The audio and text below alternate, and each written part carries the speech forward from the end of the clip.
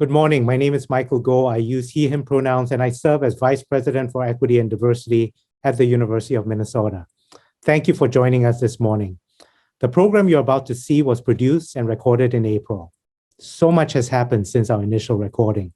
Our community lost another Black life after a Brooklyn Center police officer shot and killed Dante Wright. But 12 people held former Minneapolis police officer Derek Chauvin accountable for the murder of George Floyd. As we continue to struggle with the systemic problems presented by police violence, our collective advocacy, allyship, and action in the fight against structural racism has never been more critical.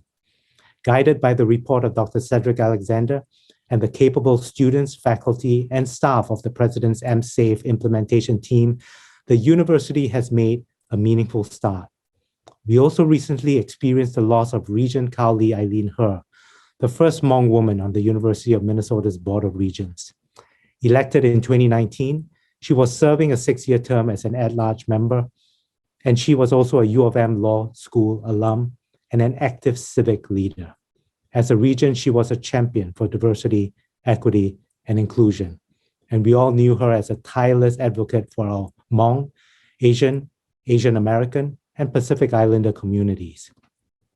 Regent Herr was a transformational leader. She led the Hmong Elders Center, and she co-founded Allies for Mentoring Asian Youth, New Cheer, Hmong Women Achieving Together, and the Heritage Center for Asian Americans and Pacific Islanders. At the University of Minnesota and throughout the state of Minnesota, we all benefited from her leadership and service. Our thoughts are with Regent Herr's families, friends, and loved ones as we all join together in celebrating her incredible legacy. Thank you, and we hope that you will enjoy this convening until we meet again in person.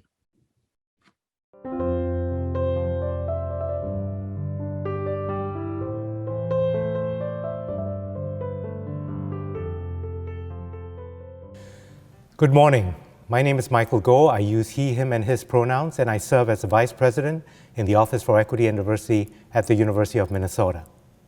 It is a pleasure to welcome all of you to the virtual Equity and Diversity Spring Convening. Before we begin, I first want to acknowledge that the University of Minnesota Twin Cities is built within the traditional homelands of the Dakota people. It is important to acknowledge the peoples on whose land we live, learn, and work as we seek to improve and strengthen our relations with our tribal nations. We also acknowledge that words are not enough. We must ensure that our institution provides support, resources, and programs that increase access to all aspects of higher education for our American Indian students, staff, faculty, and community members. For more than 10 years, we have gathered as a community in this building, the McNamara Alumni Center, to honor the work of those who are advancing diversity, equity, and inclusion across the university system at our annual Equity and Diversity Breakfast. This year, we are convening virtually. We have held many emotions during this past year: pain, anger, fear, and anxiety. We witnessed and continue to witness Black lives taken by police, violence and hate towards Asian American, and Pacific Islanders, and a global pandemic that has laid bare vast systemic inequities in healthcare, education, our economy, and more. These daily reminders make evident the injustices in our system that harm and kill Black, Indigenous, and people of color in our communities. As we carried on through dark hours this past year, many of us in diversity, equity, and inclusion work searched for light. I found light in late Congressman and civil rights leader John Lewis's final essay. He urged us all to, and I quote, "answer the highest calling of your heart and stand up for what you believe," unquote. He also spoke of how, I quote, "ordinary people with extraordinary vision can redeem the soul of America," unquote.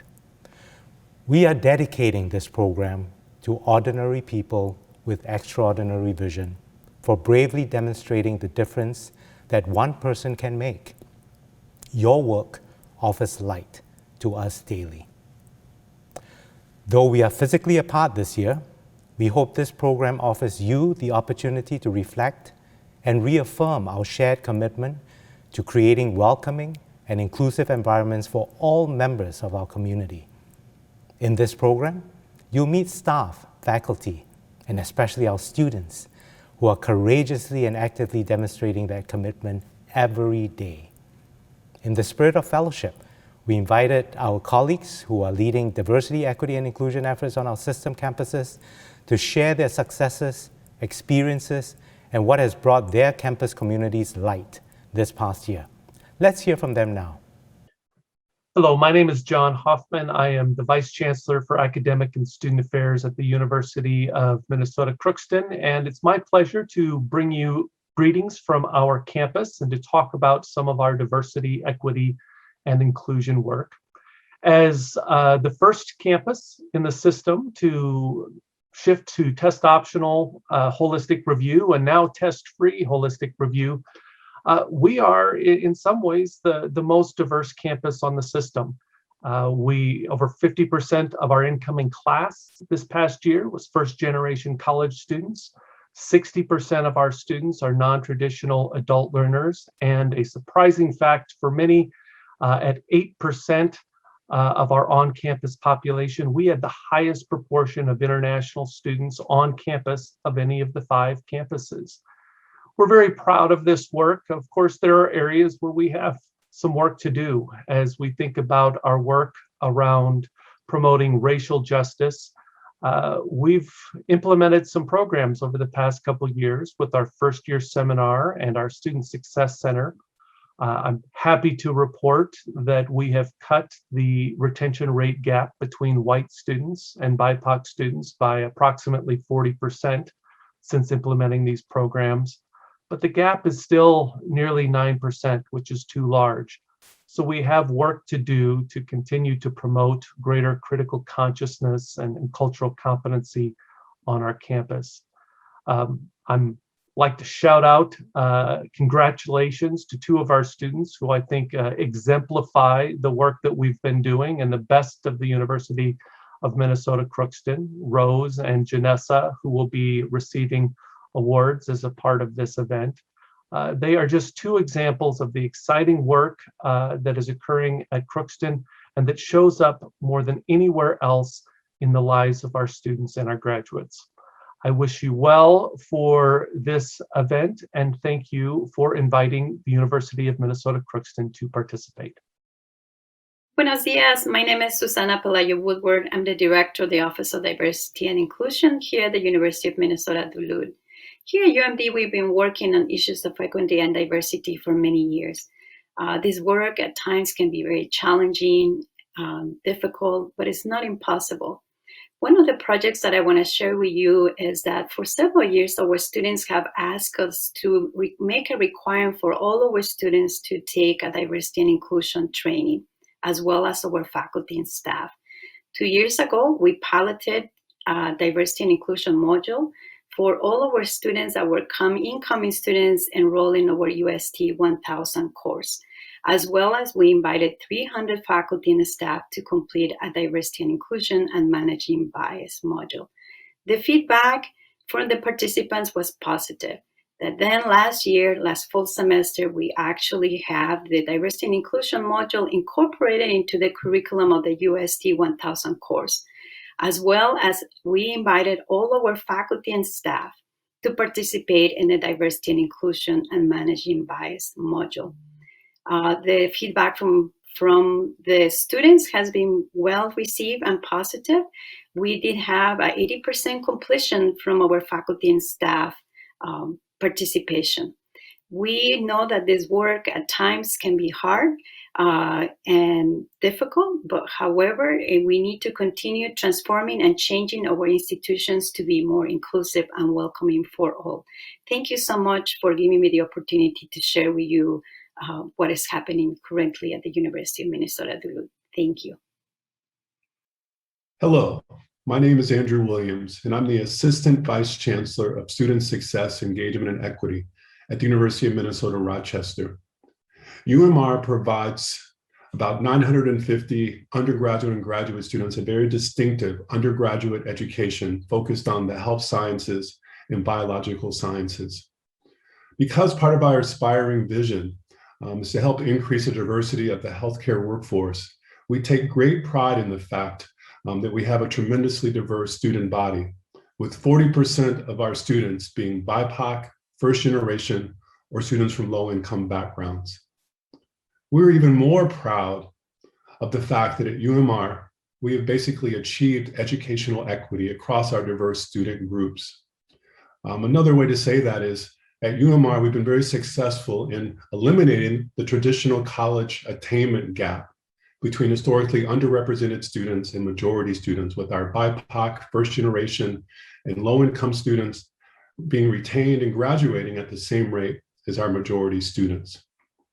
Like many other universities, in the wake of the police killing of George Floyd and the subsequent wave of racial justice protests, UMR engaged our campus community in a generative process to generate a series of anti-racist recommendations to help advance equity, diversity on our campus, as we also work to become a more anti-racist and more inclusive campus community. And I'm very happy to share with all of you one of the dimensions of that anti-racism recommendation list. And that is, I'm very happy to share that UMR's application to be part of the American Association of Colleges and Universities Summer Institute on Truth, Racial Healing, and Transformation has been accepted. Our participation in the AACU Summer Institute focused on truth, racial healing, and transformation will position us, right, to work with around 150 other imagined campus healing centers to help position higher education to be on the forefront of addressing racism and promoting racial healing and healing justice, both within our campus and in the broader community. Importantly, our participation in the AACU's Truth, Race, Healing, and Transformation National Initiative is going to evolve with us working closely with our community partners, including the Diversity Council, the YMCA, the City Government of Rochester, and our Chancellor's Emergent American Indian Advisory Council. You know, this generative collaborative effort that we imagine is just one example of how our DEI efforts are really grounded in the reminder offered to us by John Lewis, that ordinary people with extraordinary vision can bring about change. Thank you. Hi, my name is Liz Thompson. I use they, them, their pronouns. I'm the director at the Office of Equity, Diversity, and Intercultural Programs and Assistant Vice Chancellor for Student Affairs at the University of Minnesota Morris. Today, I would like to offer 3 things as I think about our past academic year. 1, supporting our various, diverse, underrepresented, and historically marginalized students. We know that all of our student groups have very different needs. And so I think back to the fall as we return to campus, either in person or remotely, to our Black and African American students' needs, from the different protests and uprisings in the Twin Cities to making sure that they felt included and supported as they come back to campus in the fall. We also know that we missed a lot of our international students that literally could not be here due to visa restrictions. We also continue to think about and hope and do action with our Native American students and supporting their various cultural and spiritual beliefs, our Latinx students that may also have some different issues that we may not be aware of, but also want to support. And also lastly, our Asian American students who also recently experienced some collective trauma with the shootings in Atlanta. Last but not least, our very diverse and affirming our LGBTQ, 2S+ students as well, and their intersecting identities, and really challenging and combating the anti-transphobic issues that are going on currently. Secondly, our partnerships. We are working in the equity, diversity, and intercultural programs with partnerships around restorative justice and also dialogue work. Restorative justice work specifically with our Office of Residential Life, and also dialogue work with our friends in the Office of Academic Affairs. Lastly, I also am now thinking back, here we are at the end of spring, about the values of interdependence, being in solidarity with one another, and truly reminding everyone on campus that diversity, equity, and intercultural and inclusion work is a shared responsibility. We cannot do this alone. We know that it takes more than individuals. We also have to think institutionally and systemically. Thank you. Thank you to our System Campus colleagues for your important work. And now it is my pleasure to introduce President Joan Gabel. President Gabel's commitment to fostering a welcoming community that values belonging, equity, diversity, and dignity in people and ideas is demonstrated in MPACT 2025, the University of Minnesota's system-wide strategic plan. I know firsthand that our work would not be possible without strong support from President Gabel, who is a champion for equity, diversity, and inclusion. President Gabel will present a video introducing you to this year's student cohort of Scholarly Excellence in Equity and Diversity, or SEED, awardees. Hello, I'm Joan Gabel, President of the University of Minnesota, and it's an honor to join you for the Equity and Diversity Spring Convening and to introduce the Scholarly Excellence in Equity and Diversity, or SEED, award video. The SEED Award honors underrepresented students for outstanding work and commitment in advancing diversity, equity, and inclusion at the University of Minnesota and in the community.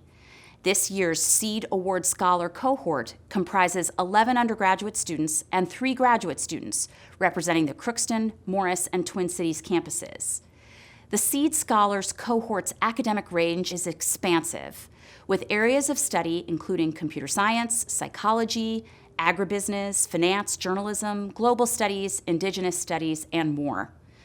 In this video, you will meet the students who are creating lasting change at the university, from improving LGBTQ students' experiences in education and healthcare settings, to helping other students feel a sense of belonging through mentorship programs, to the first Black undergraduate student body president. The impact of their work is seen and deeply felt by many. The SEED Scholars' efforts across the university system make the University of Minnesota more welcoming for all members of our community. This event's overall theme will also touch upon how, in John Lewis's words, ordinary people with extraordinary vision can bring about change. Friends, this past year has been overwhelming, and many in diversity, equity, and inclusion work are considering how one person can make a difference and how we can keep moving forward and making progress. The SEED Scholars demonstrate how one person's efforts do make an extraordinary difference. Thank you. It only takes one person to really spark change in someone.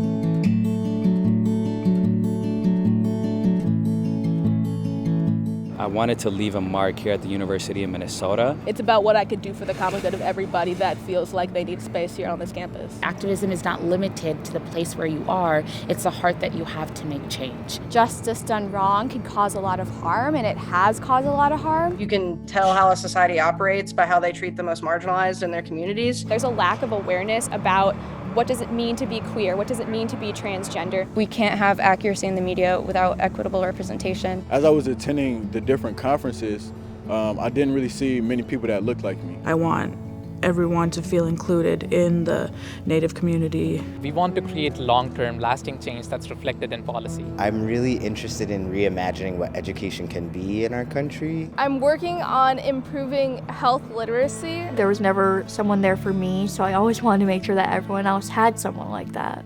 We're doing it and then it impacts people.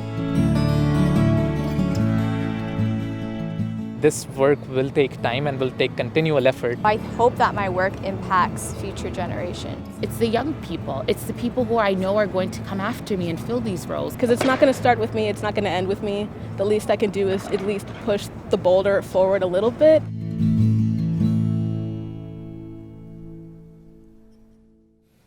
Thank you, President Gabel, and thank you to the SEED Scholars for their exceptional efforts on behalf of our university community.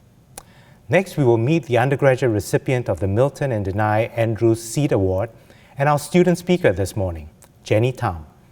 Jenny is a senior studying global studies in the College of Liberal Arts on the Twin Cities campus with minors in Asian American Studies, psychology, business law, and management. Grace Lee Boggs says, A revolution that is based on the people exercising their creativity in the midst of devastation is one of the greatest historical contributions of humankind. I am not a poet. I cannot build revolution or contribute historical greatness, especially not in 4 minutes. But I will start by sharing a poem.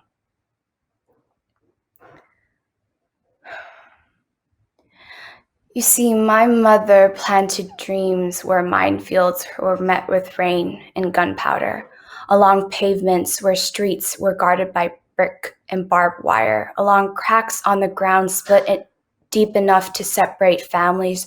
She found enough space to hide dreams that shimmered like gold. You see, on days where the weight of this country crushes me, when violence comes to greet me at the door, when my little legs struggle to carry me and I fall to the ground in despair, she knew I would find it. The choice between despair and dreams. So you see, I choose it. With my whole heart, I choose it. I extend my arms and I choose to dream of a world filled with care and healing and love. I extend my arms and I choose a world of community and justice and liberation. I extend my arms far enough to hold my sisters, ancestors, and a future generation of dreams that shimmer like gold. Creating change is often met with violence, and hope can be lost in the process. So I share this poem to invite courage, creativity, and dreams representing a re-envisioning that our ancestors have set us up for. The tragedies over this past year are continuous historical violence committed by white supremacy and other systems of oppression. They're not new or singular, but they're still heartbreaking and devastating and frustrating. And so I hope that everyone can take the time to grieve and heal and to take turn holding each other and caring for one another. At the same time, now is the time to creatively re-envision our world, to re-envision our ideas of revolution and organizing the types of education and care that we long for, the justice that we have yet to experience, to rebuild a world of possibilities that include us. And it's not just on you or me, but it's on all of us. And it's on our university and our president to listen to that re-envisioning, to listen to the calls to defund the police. And it's clear that it's not working as a form of safety, and it's creating and causing violence. And so we have to defund the police and rebuild our own re-envisioned safety. That is how we choose dreams over despair. And we have all the courage, creativity, and envisioning we need to do that. And what we don't have, we can build together. To my friends and community members, you are the gold that our ancestors hid between the cracks. And it will be our envisioning and our courage that will build the world that we need. Thanks to our student speaker, Jenny Tam, for your words and your work. Next are the recipients of the Josie R. Johnson Human Rights and Social Justice Award and the Outstanding Unit Award for Equity and Diversity. The Outstanding Unit Award honors exemplary campuses, colleges, departments, or units that demonstrate leadership in equity and diversity work.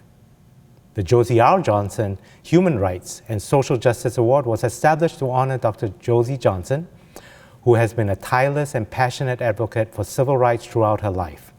She was an early leader in the movement, and her commitment has never wavered.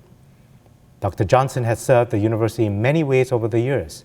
She served as a regent in the 1970s, a School of Public Affairs and College of Education Senior Fellow in the 1980s, Director of the All-University Forum on Diversity in the 1990s, and Associate Vice President for Academic Affairs with special responsibility for minority affairs and diversity from 1992 to 1995. This year, we are awarding the Josie R. Johnson Human Rights and Social Justice Award to 3 individuals who continue her legacy at the University of Minnesota. Our faculty recipient of the award is Dr. Samuel L. Myers, Jr. As the Roy Wilkins Professor of Human Relations and Social Justice at the Humphrey School of Public Affairs, Dr. Myers directs the Roy Wilkins Center for Human Relations and Social Justice. In this role, and as a teacher, mentor, researcher, and community member, Dr. Myers has worked relentlessly and for decades to advance the causes of human rights, social justice, and racial equity. As an economist and pioneer in the use of econometric techniques, he has brought new brilliance and rigor to the study of racial disparities in a range of areas, from criminal justice to health, K-12 and higher education, housing and mortgage lending, child protection, food prices, drowning rates, and much more. Through the Roy Wilkins Community Fellows Program and his service as McNair faculty mentor, and in countless other ways, Dr. Myers supports leaders of color as they advance professionally and educationally. Recipient of numerous accolades and honors, Dr. Myers has been recognized with the National Economic Association's highest honor, the Samuel Z. Westerfield Award for Outstanding Scholarly Achievements and Public Service, as well as with the St. Paul NAACP's Game Changer Award. At a distinctive intersection of economics and social justice, Dr. Myers' work has been highly influential locally, nationally, and globally. Reflecting on this award, Dr. Myers wrote, "Josie Johnson is my idol and role model. She introduced me to many local community elders and encouraged me to do what I've been attempting to do since I arrived here in 1992, be the best possible academic researcher and to undertake research and scholarship on behalf of communities of color." Our student Josie R. Johnson awardee is Rebecca, or Becky Rodriguez. Becky Rodriguez is a PhD candidate in the Department of Chemistry at the College of Science and Engineering. She is the first member of the CSE community to receive this award. She is an American Chemical Society Division of Analytical Chemistry Graduate Research Fellow, as well as a U of M Doctoral Dissertation Fellowship recipient. Becky is a passionate scientist and researcher who has contributed to advancing her research field while also serving as a community leader at the departmental, college, and university level.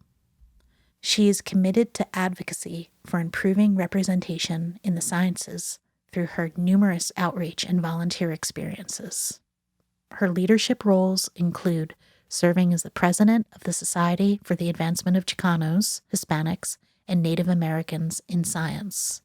As president, she has worked to build a community among Latinx and Native American scientists. She has also planned and performed outreach events to improve visibility and showcase the diversity of Latinx and Native American scientists to the greater Minneapolis community. As a member of the Executive Board for Women in Science and Engineering, WISE, she works toward their goal of increasing recruitment and retention of women in chemistry. Becky serves as team lead for the College of Science and Engineering's Diversity, Equity, and Inclusion Alliance, where she is leading the Student and Postdoctoral Action Committee.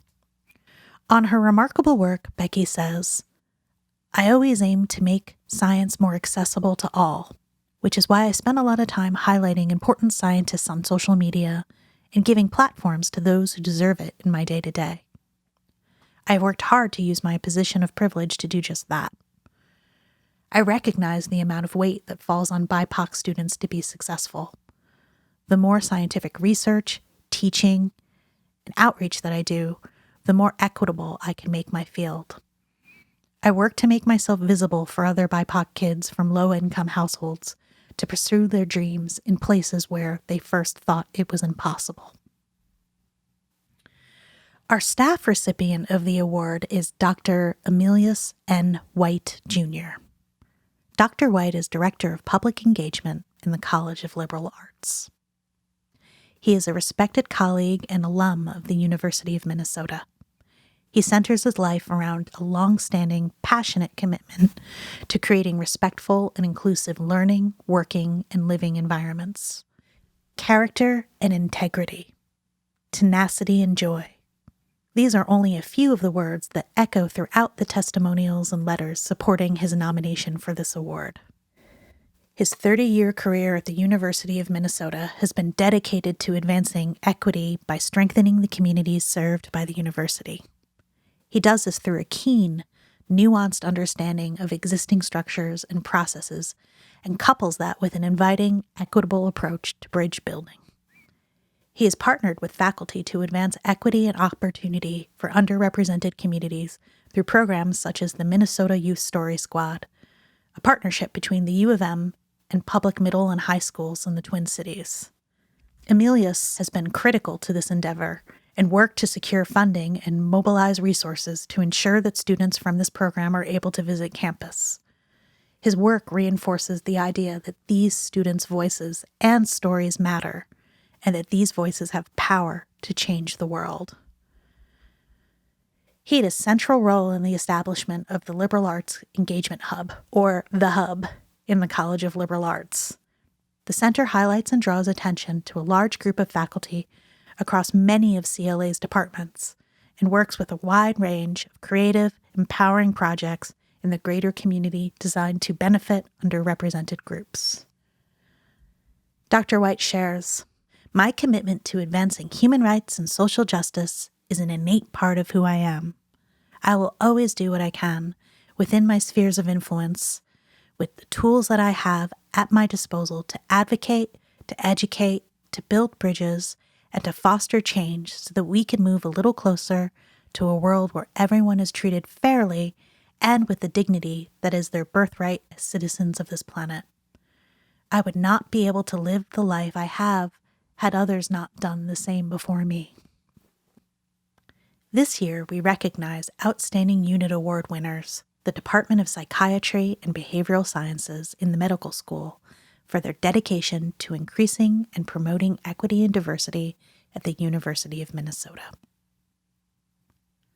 Dr. Katie Lingris and Dr. Danielle Vries have led efforts as co-chairs of their department's first ever Equity, Diversity, and Inclusion Committee, with goals to shift the climate and values of their department toward one that embraces diversity and inclusion. Over the last 4 years, their committee has sustained and grown in both breadth and depth. They now have connections and representation with the system-wide diversity community of practice, the Medical School Diversity, Equity, and Inclusion Committee, and the Graduate Medical Education Equity, Diversity, and Inclusion Committee. Their sustained efforts include conducting an annual climate survey, the creation of departmental guidelines for diversity, equity, and inclusion-focused recruitment and retention, increases in mentorship initiatives for BIPOC faculty and staff, integration of DEI-related goals into annual reviews for all faculty and staff, formation of department-wide, division-specific anti-racism goals for the academic year, departmental strategic plan analysis, and more. Through their efforts over the past years, they have learned valuable lessons.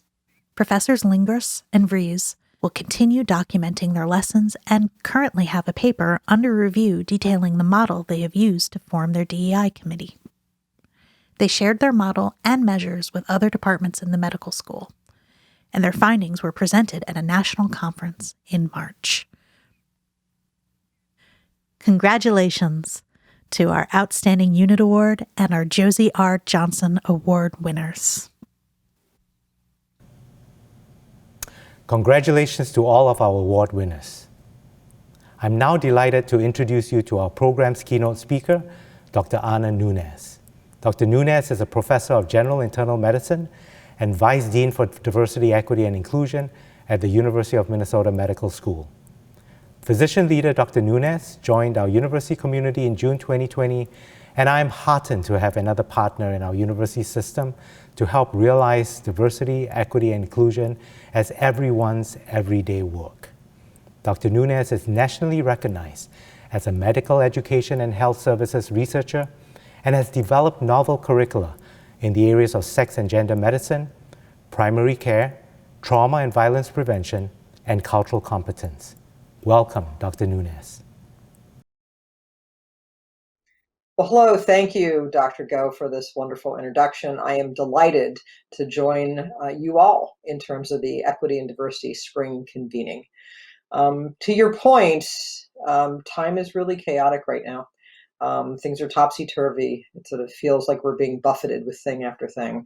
And so that's real. And that speaks to sort of our own fortitude in terms of addressing some of these challenges and how even more important and impactful our work is. The quote that you referred to in terms of John Lewis, extraordinary people with extraordinary vision, it makes me sort of think in terms of who do I know who's an ordinary person? And I think that in truth, ordinary people are people that we haven't gotten to know yet to see how they are extraordinary. They are people that we have yet to sort of meet and ask the question of, tell me about your story and your journey, tell me about you. And as we have those conversations, they unfold in terms of how they are extraordinary. The individuals who do work within this space do the above and beyond in terms of the extraordinary impact and extraordinary challenges. And for many, sort of, it's our opportunity here to give laud to them for their successes and acknowledge their contributions and the impact in terms of their work. So this coming together is important. The doing is hard, and doing it sort of together sort of makes a difference. But acknowledging and sort of taking this time out is important sort of collectively and even beyond sort of our time together. It's important that we actually sort of just go back to the well. We do this work and we get very thirsty and depleted, and we have to go back to the well to sort of replenish ourselves. And oftentimes in that well, the first thing that brings us back is the mission. What gets you out of bed? What makes you happy? How are you doing things, right? And so that mission, that purpose, really resonating with that, that helps in terms of when we go back to the well. The second is that when we go back to the well, other people are there in real life. Eventually, at a different COVID moment, they actually literally will be there. For now, we just have to be around the well in Hollywood Squares. But it is with each other and those relationships and those conversations. I've long said that I'm looking forward to a researcher who looks at sort of the pheromones and chemicals that is the glue when we're together, because those conversations around the water cooler are much more powerful than a text or an email. And I look forward to sort of bringing that social glue back together after we are sort of in a different place in terms of safety and after being immunized with vaccine. The third, after mission and each other, is sort of the impact. What difference are we making? And sometimes, it's funny. Sometimes you only give yourself credit for the big stuff, not for the little stuff. And it's really important that we do both. The little advances, the kind word, the nice email, sort of that nice interaction that sort of you promoted, hearing that something went well. That's really important. Yes, the big shebangs, those are great. Those are wonderful. But we shouldn't dismiss the little wins. We have to sort of look at both of them together. And so our purpose, each other, the impact, all wrapped in kindness and caring, seeking justice and peace. As we look in terms of the things that are sort of destructive sort of in our world, the best antidote is kindness and peace in terms of sort of being able to construct, to build. Think about the last time you got an email where somebody just in an unsolicited way said, you did a great job the other day in that meeting, or your comments were really terrific. Think about how that made you feel, and think about how it makes others feel. These acts of kindness and caring aren't random. They're intentional, and we need to sort of deploy them in a much more generous fashion to each other.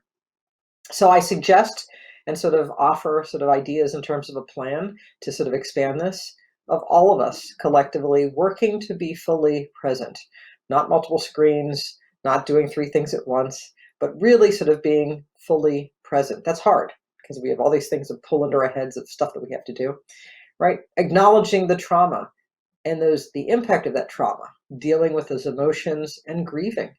Maybe it's sort of watching a movie intentionally to be a tearjerker, or another movie just to have a guffaw and sort of laugh, but sort of really feeling sort of those feelings. And then thinking about next, the other, and the future. So being able to stop and smell the roses, and I'm new to Minnesota, so I know they're not here yet. I'm told they do come somewhere between July and September. But stop and sort of smell the roses. The little purple ones are kind of cool. But taking that moment out, stop and valuing those good things, both small and large. figuring out how to replenish your soul with the good stuff, finding a reason to absorb yourself in a task. Maybe it is that movie, maybe it's a walk outside or playing a musical instrument or engaging with the loved ones where you're fully present. But just lose yourself in a task, lose yourself in a book. Recognize the impatience that we all have for the next, for the change, for the better, being all vaccinated, being in real life with each other, overcoming some of this isolation. Recognize that impatience and then take a big breath, a really big yoga, big breath, right? And sort of let it out. We have all of the ingredients, the mission and passion for change, each other, the impact that we are making and we will make together, that kindness and caring as we look in terms of sort of justice. We live in a beautiful place, the water, the outdoors, and we have colleagues who are doing amazing things, making a difference in health and health outcomes, in training and education, in research and discovery. Read about them, talk to them, send a random email, engage with them. It's important that we are in this together. There is sort of it takes a village. I think it takes a metropolis for us to sort of do the work that we need. We have lots of people with extraordinary vision. We just have to get to know them. So thank you for everything that you do, and I appreciate it. Nice not talking to you. Bye-bye. Thank you, Dr. Núñez. I'd also like to extend a most heartfelt and special note of gratitude to our generous corporate sponsor, 3M, for making this program possible. 3M is a partner in progress, supporting our students in their academic and professional journeys. Thank you for playing a major role in the success of our students and our university. I'd also like to give a quick shout out to Denai and Milton Andrews for your ongoing support for our students. This has been a challenging year that has demanded our resiliency, and I hope that the voices you've heard today have inspired you to reflect on your role in advancing equity, diversity, and inclusion work at the University of Minnesota, and to consider how your efforts have made and will continue to make an extraordinary difference.